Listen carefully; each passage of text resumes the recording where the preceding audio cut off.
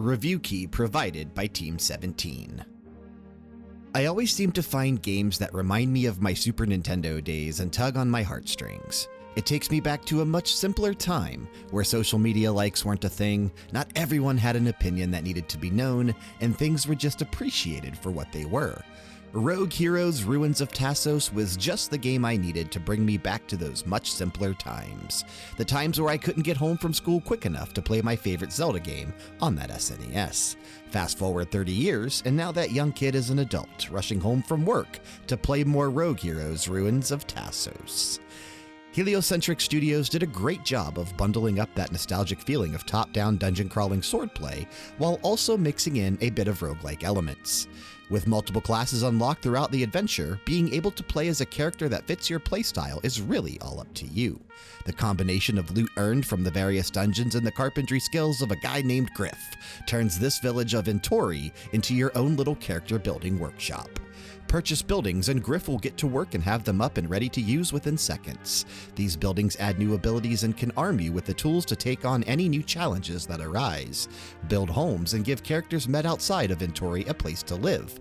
Doing so will give you the knowledge on how to tackle the terrain and the unknowns that lie ahead in each newly discovered area. The goal is simple. Take down the 4 titans that wreak havoc on Tasos. Each titan can be found in their own themed dungeon. Now be careful, because with every failed attempt navigating the 3 levels of each dungeon, you will find yourself back at home in bed. Returning to the dungeon where you died will now be completely different from the previous run. One nice thing though is if you manage to make it to the next floor of the current dungeon, there is an option to spend gems and unlock a stairwell back to that floor. Sometimes a floor may only have 5 or 6 rooms that need cleared to make it to the next one. Other times, it could be double that. Each room is designed with various layouts that involve traps, puzzles, and enemies, all with randomized configurations. This truly makes every playthrough feel unique and different. Beating each titan unlocks a new tool or ability that will be used to help conquer the next titan standing in your way, or help discover parts of Tasos that were once unattainable. The combat is pretty simple, but the playstyle can be customized to what suits you. The sword you wield and the tools that are discovered along the way all can be powered up through skill trees. Spending the gems earned in dungeons on these skill trees helps that particular weapon or tool improve in a wide range of perks. Pairing certain weapons with certain classes can make you move faster for quick, heavy-hitting attacks, or maybe you are more of a cautious player. In that case, you have the ability to make the bow do more damage than your sword to accommodate a more ranged attack approach. Seriously, for being such a straightforward combat game, the way that you can customize each weapon or tool you pick up and adapt it to your own playstyle feels great. Also, a nice little touch that adds to the game is the addition of a stamina wheel. Very early on, I was frustrated by this because I couldn't just walk into a room with a bunch of monsters and hack away with my sword. Each sword slash would take a piece of pie from the stamina wheel, so there were times that I had to be very calculated with my attacks in order to preserve my energy.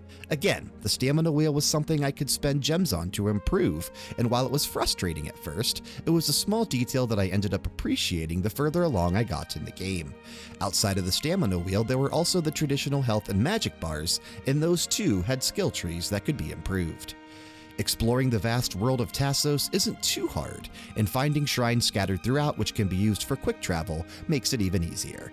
The map never felt large enough to the point where I would get lost, but there was enough space to let the different environments flow together very well. Outside of discovering the dungeons, there are a few small secret caves that can be found, and those are beneficial on your journey. For someone like myself who loves to explore, it gave me an incentive to leave for the paths least traveled and be rewarded for it. Another small detail I enjoyed was that you actually had to discover an area before it would show up on the map. Something most overlooked, but I loved having the element of surprise with each new area I uncovered. If trying to save the world from monsters gets tiresome, a nice little break you can take is farming, fishing, or becoming an interior decorator. With gems, purchase upgrades to make your home bigger and use coins to purchase things like different beds, tables, carpets, and other things to customize the look on your home. Need to make some money to purchase items to furnish your home? Then tend to the farm land right next door to your house. Grow a few different crops, water them daily, and watch them grow. Once ready, pick them and sell them at the local farmer's table, and depending on the market, sell them for a pretty penny, or in this instance, a pretty coin. Lastly, there is a ton of water in the land of Tasos with plenty of fish. Once you acquire the materials to make a fishing pole, the fun begins. Catch normal fish or keep your eye out for the hard to catch, not easy to find, legendary fish. These weren't things that I spent too much time on, but it was nice to have them there when I needed a break from the main quest. If going alone isn't your thing, or maybe you just want a companion to join in on the fun of monster slaying, Rogue Heroes Ruins of Tasos does offer up to 4 players co-op, online, or local multiplayer.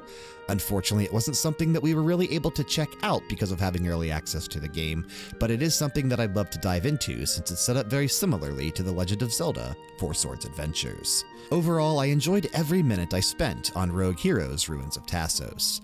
Completing it in just over 17 hours, my only complaint is I'm left wanting more. It was a nice simple game that added a nice touch with roguelike dungeons, and I didn't run into any bugs or game crashes or anything like that as well, so that's definitely a positive. Being a fan of the top-down style, this game was right in my wheelhouse. Rogue Heroes Ruins of Tasos checked every box I look for in these games, and even added some elements that make the style better. If only for a brief time, it was nice to play a game that brought me back to my younger days. Those much simpler times. The times where we just enjoyed things for what they were. We here at Level Down Games give Rogue Heroes Ruins of Tasos an 8.5 out of 10. Thanks for checking out another one of our reviews brought to you by LevelDownGames.com. Level Down Games is an independent media outlet that survives off the kindness and generosity of viewers like you. If you enjoyed the content, be sure to subscribe to stay informed on all things Level Down Games, and check the description of the video for more important information and links.